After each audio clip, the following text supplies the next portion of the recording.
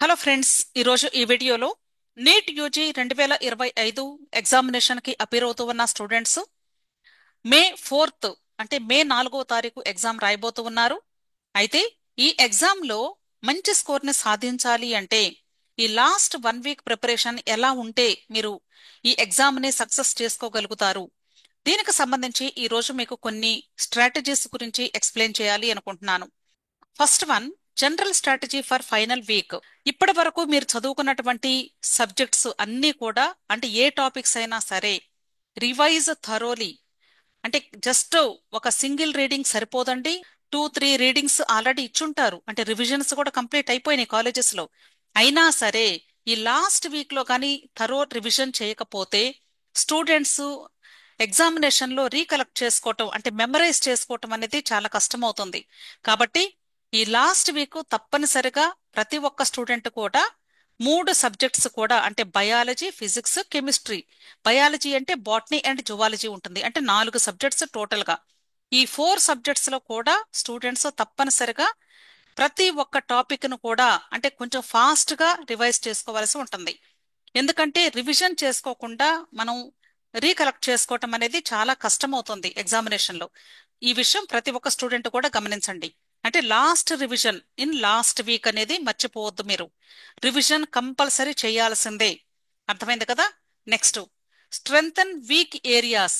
మీకు ఇప్పటి వరకు చదివినటువంటి సబ్జెక్ట్స్ లో లేదా టాపిక్స్ లో ఎక్కడ మీకు డిఫికల్టీ అనిపిస్తుంది, అంటే వీక్ ఏరియాస్ ఎక్కడున్నాయి అనేది ఫస్ట్ ఐడెంటిఫై చేసుకోండి. అవి స్ట్రెంగ్తన్ చేసుకోండి. అయితే ఇవి లాస్ట్ వీక్ లో ఇప్పుడు స్టార్ట్ చేస్తే సరిపోతుందా టైం అని మీకు డౌట్ రావచ్చు. అంటే ఆల్రెడీ మీరు చదివారు, కాకపోతే అవి కొంచెం గుర్తు చేసుకోవటానికి, మెమరైజ్ చేసుకోవటానికి కష్టంగా ఉన్నాయి అనుకున్నాయి మాత్రమే వాటిని స్ట్రెంగ్తన్ చేసుకోవటానికి ట్రై చేయండి. అంతేగాని మీరు న్యూ టాపిక్స్ ఏమీ కూడా స్టార్ట్ చేయరు కాబట్టి ప్రాబ్లం ఏమీ ఉండదు. క్లియర్? Next, exam mode. మీరు ఎగ్జామినేషన్ మోడ్ ఎలా ఉంటుంది అనేది ప్రతిసారి రిమైండ్ చేసుకుంటూ, అంటే ఎగ్జామినేషన్ లో ఏ టైప్ ఆఫ్ క్వశ్చన్స్ అడిగితే ఎలా ఆన్సర్ చేయాల్సి ఉంటుంది, దానికి తగ్గట్లుగా మీ యొక్క ప్రిపరేషన్ ప్లాన్ ఉండాలి. అర్థమైంది కదా? Next, focus on NCERT. అంటే బయాలజీ అండ్ కెమిస్ట్రీ సబ్జెక్ట్స్ కి పర్టికులర్ గా మీరు ఎన్సీఆర్టీ టెక్స్ట్ బుక్స్ తప్పనిసరిగా థరో రివిజన్ చేసుకోవాల్సి ఉంటుంది. అంతేకాదండి, ఆల్రెడీ మీరు షార్ట్ నోట్స్ కూడా మీ సొంతగా, అంటే హ్యాండ్ రిటన్ నోట్స్ ప్రిపేర్ చేసుకుని ఉండొచ్చు, లేదా కొన్ని మెటీరియల్స్ మీరు చదివి ఉండొచ్చు. వాటన్నింటిని కూడా రివైజ్ చేసుకోండి. Next, mark tests. అంటే మార్క్ టెస్ట్ కంపల్సరీ ప్రతి స్టూడెంట్ కూడా ఎగ్జామినేషన్ రాయాలి. అయితే ఈ మార్క్ టెస్ట్ ఎప్పుడు రాయాలి అంటే, ఎగ్జామినేషన్ మీకు 2 గంటల నుండి 5 గంటల మధ్యలో మధ్యాహ్నం ఉంటుంది కాబట్టి ఈ లాస్ట్ వీక్ లో కూడా మీరు ఈ మార్క్ టెస్ట్ రాసేటప్పుడు కేవలము మధ్యాహ్నం మాత్రమే రాయడానికి ప్రయత్నించండి. 2 to 5 ఎగ్జామినేషన్ మాత్రమే మీరు రాయాల్సి ఉంటుంది. అర్థమైంది కదా? అలాగే పీవైక్యూస్ అంటే ప్రీవియస్ ఇయర్ క్వశ్చన్ పేపర్స్ అని అర్థం.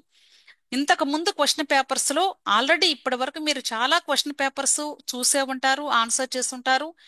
వాటిలో వచ్చినటువంటి మిస్టేక్స్ లేదా ఎర్రర్స్ ని మీరు ఫైండ్ అవుట్ చేసి వాటికి కూడా మీరు ప్రిపేర్ చేసుకొని ఉంటారు నోట్స్. అవన్నీ కూడా రివైజ్ చేసుకోండి. ఇంకా ఎక్కడైనా ప్రీవియస్ క్వశ్చన్ పేపర్స్ ఆన్సర్ చేయకుండా ఉన్న క్వశ్చన్ పేపర్స్ ఏమైనా ఉంటే అవి డైలీ ఒక క్వశ్చన్ పేపర్ ప్రాక్టీస్ చేసుకోండి. Okay? Next, study 10 to 12 hours daily across 3 subjects plus mark test plus analysis అన్నారు. కంపల్సరీ ఈ లాస్ట్ వీక్ లో స్టూడెంట్స్ తప్పనిసరిగా 10 గంటల నుండి 12 గంటల వరకు చదవచ్చు. ఎందుకంటే మనకి 24 అవర్స్ టైం ఉంటుంది. ఈ 24 అవర్స్ లో టీచింగ్ అనేది ఉండదు, క్లాసెస్ అన్ని అయిపోయినాయి. సిలబస్ టీచింగ్ ఏమీ లేదు కాబట్టి కేవలము స్టూడెంట్ రివిజన్ పార్ట్ చేసుకోవటం, ఎగ్జామ్స్ ప్రాక్టీస్ చేయటం, అలాగే ఎక్కడైనా వీక్ ఏరియాస్ ఉంటే వాటిని స్ట్రెంగ్తన్ చేసుకోవటం మాత్రమే. కాబట్టి అట్లీస్ట్ 10 to 12 అవర్స్ డైలీ చదవటానికి ప్రాక్టీస్ చేయండి. అంతేకాదండి, ఈ 3 సబ్జెక్ట్స్ లో ఏ సబ్జెక్ట్ కి ఎక్కువ అవర్స్ ఉపయోగపడతాయో వాటిని మీరు ముందుగానే ఆలోచించి దాని ప్రకారంగా టైంని కూడా కేటాయించుకోండి.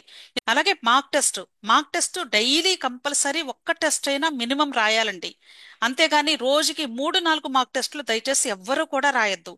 దానివల్ల టైం వేస్ట్ అవుతుంది, రివిజన్ చేసుకునే టైం తగ్గిపోతుంది. లాస్ట్ వీక్ లో మార్క్ టెస్ట్ రాయటం వలన బెనిఫిట్ ఎంత ఉంటుందో దానికంటే ఎక్కువ బెనిఫిట్ దేనికి ఉంటుంది అంటే మీరు రివిజన్ చేసుకునే దానిలో ఎక్కువ బెనిఫిట్ ఉంటుంది. గుర్తుంచుకోండి, revision is very very important in last week. అలాగే ఈ మార్క్ టెస్ట్ రాసిన తర్వాత ఆ మార్క్ టెస్ట్ క్వశ్చన్ పేపర్ ని మీరు ఎనాలిసిస్ చేసుకోవాల్సి ఉంటుంది. అంటే మీరు ఏ ఏ సబ్జెక్ట్స్ లో ఎన్ని క్వశ్చన్స్ ని అసలు అటెంప్ట్ చేయలేకపోతున్నారు. అంతేకాకుండా మీరు చేసిన వాటిల్లో నెగిటివ్ మార్కింగ్ అంటే ఇంతకు ముందు కంటే ఇంక్రీజ్ అవుతుందా లేక తగ్గుతుందా. సో నెగిటివ్ మార్కింగ్ ని ఎలా కంట్రోల్ చేసుకోవాలి, దీనికి సంబంధించి మీరు కొంత ఎనాలిసిస్ చేసుకోవాల్సి ఉంటుంది. అర్థమైంది కదా. సో ఇదంతా కూడా మీరు ఈ 1 వీక్ లో కూడా డైలీ ప్రాక్టీస్ చేయాల్సినటువంటి ప్రాసెస్. అయితే ఇప్పుడు మనకి కేవలము 1 వీక్ మాత్రమే ఉంది కాబట్టి ఈ 1 వీక్ డేస్ ని మనం డివైడ్ చేసుకొని ఫస్ట్ 2 డేస్ లో ఎన్సీఆర్టీ టెక్స్ట్ బుక్స్ ని థరో రివిజన్ చేసుకోవాలి. ఏ టాపిక్ దగ్గర అయితే మీరు కొంచెం డిఫికల్టీ ఫేస్ చేస్తున్నారో ఎన్సీఆర్టీ టెక్స్ట్ బుక్స్ లో ఆ టాపిక్స్ లో line by line fast revision ఇవ్వండి. Focus on genetics, physiology and ecology, ఈ 3 టాపిక్స్ లో ఎక్కువగా ఫోకస్ పెట్టండి. అలాగే కెమిస్ట్రీలో కూడా ఇనార్గానిక్ ఫ్రమ్ ఎన్సీఆర్టీ, అలాగే ఆర్గానిక్ రియాక్షన్స్, ఫిజికల్ ఫార్ములాస్, ఇవన్నీ కూడా ఫస్ట్ 2 డేస్ లో అంటే కంప్లీట్ రివిజన్ అయిపోవాలి, థరో రివిజన్ అయిపోవాలి. Okay. Next biology plus chemistry previous year question papers, అంటే ఈ ఫస్ట్ 2 డేస్ లో కానీ ఇవన్నీ కవర్ చేసుకున్నారు అంటే మాక్సిమం మీకు ఒక 2 సబ్జెక్ట్స్ కవర్ అయిపోయినట్లే లెక్క. Okay. Next third and fourth day physics మీద ఫోకస్ పెట్టాల్సి ఉంటుంది. ఈ ఫిజిక్స్ లో మనకి చాలా ఫార్ములాస్ ఉంటాయి కాబట్టి ఆ ఫార్ములాస్ అన్ని కూడా ఒకసారి రివైజ్ చేసుకోండి. మీరు ఇప్పటి వరకు ఫిజిక్స్ సబ్జెక్ట్ ని ఎంత వరకు ఆన్సర్ చేయగలుగుతున్నారో ఆ టాపిక్స్ వరకు అంటే అదే మెథడ్ లో మీరు ఫిజిక్స్ ని రివైజ్ చేసుకోండి. ఒకవేళ మీరు అంటే అప్లికేషన్ ఓరియంటెడ్ ప్రాబ్లమ్స్ చేయలేకపోతున్నారు అనుకోండి రెగ్యులర్ ఎగ్జామినేషన్స్ లో, ఇప్పుడు కూడా వాటిని టచ్ చేయొద్దు. ఎందుకంటే ఆల్రెడీ మీరు ప్రిపేర్ అయ్యారు. అంటే ఫిజిక్స్ లో మీకు యావరేజ్ గా ఎన్ని మార్క్స్ వస్తున్నాయో మీకు ఒక ఐడియా ఉంది కాబట్టి అదే మాదిరిగా మీరు ఎంత సిలబస్ అయితే ఫిజిక్స్ లో కవర్ చేసుకున్నారో కంప్లీట్ గా థరో రివిజన్ చేసుకోండి. ఈ ఫిజిక్స్ లో mechanics, electrostatics and modern physics మీద ఎక్కువ ఫోకస్ పెట్టండి. ఓకే. ఫిజిక్స్ లో కూడా 100 నుండి 150 questions, multiple choice questions daily practice చేయడానికి ట్రై చేయండి. అలా కాదు మేడం మాకు ఫిజిక్స్ కి 1 డే సరిపోతుంది, మేము ఎక్కువగా బయాలజీ కెమిస్ట్రీ మీదే ఫోకస్ పెట్టుకోవాలి అనుకున్నాము, వాటినే మేము ఎక్కువ రివైజ్ చేసుకుంటాము అనుకుంటే అలాంటి సందర్భంలో ఈ థర్డ్ డేను కూడా మీరు బయాలజీ అండ్ కెమిస్ట్రీకే పెట్టుకోండి. ఎవరికైతే ఫిజిక్స్ కూడా అంటే మాక్సిమం స్కోర్ కవర్ చేసుకుంటూ ఉన్నారో ఆ స్టూడెంట్స్ అయితే తప్పనిసరిగా ఫిజిక్స్ కూడా 2 డేస్ కేటాయించుకుంటే మంచిది అని నా ఉద్దేశం. అలాగే థర్డ్ అండ్ ఫోర్త్ డే కూడా మీరు తప్పనిసరిగా మార్క్ టెస్ట్ రాయాలి. అలాగే మార్క్ టెస్ట్ మీద మీరు డీప్ ఎనాలిసిస్ చేసుకోవాల్సి ఉంటుంది. Clear. Next day 5 mega mark plus review. Mega mark plus review అంటే full mark test under NEET conditions. అంటే నీట్ ఎగ్జామ్ రోజు ఎలాగైతే మీరు ఎగ్జామినేషన్ పేపర్ ని అటెంప్ట్ చేస్తారో అదే మాదిరిగా అదే సీరియస్నెస్ తో ఇంకా ఇదే ఫైనల్ ఎగ్జామ్ అన్నట్లు ఫీల్ అవుతూ మీరు ఆన్సర్స్ పెట్టాల్సి ఉంటుంది. అంతేగాని అంటే ఇది రెగ్యులర్ ఎగ్జామినేషన్ కాలేజ్లో జరుగుతుంది అన్న మూడ్ లో ఉండొద్దు దయచేసి. మీరు ఎగ్జామినేషన్ హాల్లో ఉన్నట్లే ఫీల్ అవుతూ అదే కండిషన్స్ ని ఫాలో అవుతూ అలాగే మీకు ఆ రోజు వచ్చే స్కోరే మీకు ఫైనల్ ఎగ్జామ్ లో రావాలి అన్నంత పట్టుదలగా మీరు మీరు డే 5 లో రాసే ఎగ్జామ్ రాయాలి. ఆ తరువాత ఆ ఎగ్జామినేషన్ పేపర్ లో మీరు రాసినటువంటి క్వశ్చన్స్ ఎన్ని ఇన్కరెక్ట్ ఆన్సర్స్ ఉన్నాయి ఒకసారి చెక్ చేసుకోండి. అంతేకాదు అసలు మీరు ఆన్సర్ చేయకుండా ఎన్ని క్వశ్చన్స్ వదులుతున్నారు, దాని వలన మీ యొక్క స్కోర్ మీద ఏ ఇంపాక్ట్ ఉంది అనేది కూడా ఒకసారి అబ్జర్వ్ చేయండి. అలాగే బయాలజీలో అంటే మీరు ఫస్ట్ 2 డేస్ బయాలజీకి కేటాయించారు, కెమిస్ట్రీకి కేటాయించారు కాబట్టి మరలా ఫిఫ్త్ డే ఒకసారి బయాలజీలో ఉన్నటువంటి డయాగ్రమ్స్, ఫ్లో చార్ట్స్ ఇవన్నీ కూడా మీరు ఒకసారి మరలా రివైజ్ చేసుకోండి. అలాగే కెమిస్ట్రీ అండ్ ఫిజిక్స్ లో ఉన్నటువంటి ట్రిక్కీ ఎంసీక్యూస్ అండ్ ఫార్ములాస్ ఒకసారి మరలా రివైజ్ చేసుకోండి. నెక్స్ట్ డే 6 లైట్ రివిజన్ అన్నారు. అంటే మే 2వ తారీఖు గురించి ఇక్కడ చెప్తూ ఉన్నాను నేను.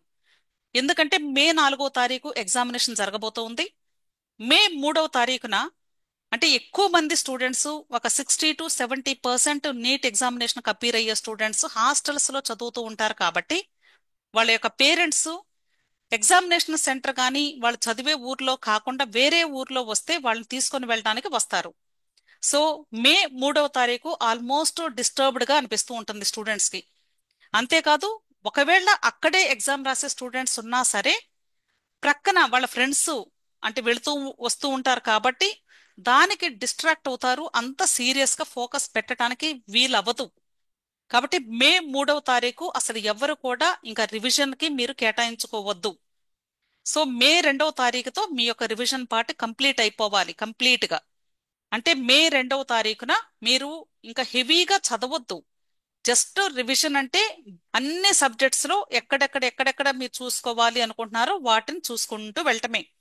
అందుకని ఎక్కువ స్టడీ అవర్స్ కాకుండా మీరు ఎంతవరకు చదవగలను అనుకుంటారో అంతవరకే ఈ ఫైనల్ రివిజన్ చేసుకొని జాగ్రత్తగా మీరు రెస్ట్ తీసుకొని టైంకి పడుకొని నిద్రపోవటానికి ట్రై చేయండి. అంతేకాదు వాటర్ కూడా చాలా ఇంపార్టెంట్. ఫుడ్ కంటే కూడా వాటర్, స్లీప్ ఈ రెండు మేజర్ రోల్ ప్లే చేస్తాయి నీట్ ఎగ్జామ్ లో, గుర్తుంచుకోండి. నెక్స్ట్ డే 7 ఎగ్జామ్ ఏవ్. అంటే మీకు మే 3వ తారీఖు గురించి ఇక్కడ నేను చెప్తున్నాను. అంటే ఎగ్జామినేషన్ ముందు రోజు మాత్రమే. ఎగ్జామినేషన్ ముందు రోజు మీరు చేసేది ఏంటంటే హాస్టల్స్ లో ఉన్నటువంటి స్టూడెంట్స్ ఆల్మోస్ట్ ఇంకా ప్రిపరేషన్ చెయ్యరు. ఎందుకంటే పేరెంట్స్ రావటం, స్టూడెంట్స్ వెళుతూ ఉండటం, ఇలా మైండ్ డిస్ట్రాక్ట్ అవుతూ ఉంటుంది. అలాగే ఎగ్జామినేషన్ హాల్కి వెళ్ళేటప్పుడు తీసుకువెళ్లాల్సిన డాక్యుమెంట్స్ గురించి డిస్కషన్స్, ఇవన్నీ కూడా అంటే రెడీ చేసుకోవటం, ఈ ప్రాసెస్ లో ఉంటాం.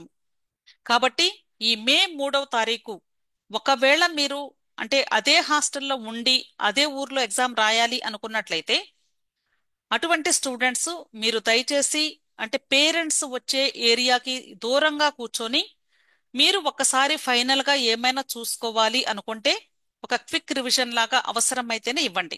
అంతేకాదండి, ఆ రోజు చక్కగా మంచి ఫుడ్ తిని అంటే బాగా నిద్ర వచ్చేలాగా మీరు ప్లాన్ చేసుకొని సో మే 3వ తారీఖు ఎక్కువ రెస్ట్ తీసుకోవడానికి ట్రై చేయండి. అర్థమైంది కదా? అంతేకాదు ఎర్లీగా పడుకోండి. ఎందుకంటే మే 4వ తారీఖు ఉదయం 11 గంటల కల్లా ఎగ్జామినేషన్ హాల్ దగ్గర ఉండాలి, ఖచ్చితంగా గేట్ దగ్గర. 10 గంటల కల్లా మాక్సిమం మీరు పడుకొని నిద్రపోవటానికి ట్రై చేయండి. మే 4వ తారీఖు ఉదయం అంటే చక్కగా లీజర్ గా లెగవండి. అంతేకాని 4 గంటలకి 5 గంటలకి లేచి మరలా రివిజన్ చేసుకోవటానికి ఎవ్వరు కూడా ప్రయత్నించవద్దు. మే 4వ తారీఖున ఎవ్వరు కూడా పుస్తకాలు అసలు ముట్టుకోవద్దు. స్టూడెంట్ ఎగ్జామినేషన్ స్ట్రెస్ తో ఉన్నప్పుడు అప్పుడు టెక్స్ట్ బుక్స్ ఓపెన్ చేసి లేదా మెటీరియల్స్ ఓపెన్ చేసి చదువుతూ ఉంటే తను ప్రిపేర్ అయినప్పుడు ఎలా ప్లాన్డ్ గా చదువుకున్నారో ఆ ప్లానింగ్ అంతా కూడా కన్ఫ్యూజన్ స్టేట్ లోకి వెళ్ళిద్ది. అందుకనే స్టూడెంట్స్ మే 3వ తారీఖు వరకు చదివినటువంటి చదువుని మే 4వ తారీఖు ప్లెజెంట్ గా ఎగ్జామినేషన్ హాల్ దగ్గరకు వెళ్లి ఎగ్జిక్యూట్ చేయడానికి మాత్రమే ఉపయోగించుకుంటే మంచిది. అంతేకాని మే 4వ తారీఖు దయచేసి ఎవ్వరు కూడా చదవద్దు. చక్కగా మీరు సఫిషియెంట్ గా నిద్రపోయి లేచి అప్పుడు మీరు ఎగ్జామినేషన్ హాల్కి వెళ్ళండి. అర్థమైంది కదా? సో ఇలా మీరు ఈ లాస్ట్ 1 వీక్ ని కూడా ప్లాన్ చేసుకుంటే తప్పకుండా మీ యొక్క నీట్ ఎగ్జామినేషన్ లో మంచి స్కోర్ ని సాధించి మంచి సక్సెస్ ని పొందేటువంటి అవకాశం లభిస్తుంది అని మీ అందరినీ కూడా విష్ చేస్తూ, మీకు వీడియో నచ్చితే తప్పకుండా వీడియోని లైక్ చేయండి, మీ ఫ్రెండ్స్ కూడా షేర్ చేయండి. అలాగే నా ఛానల్ని తప్పకుండా సబ్స్క్రైబ్ చేసుకోండి. Thank you.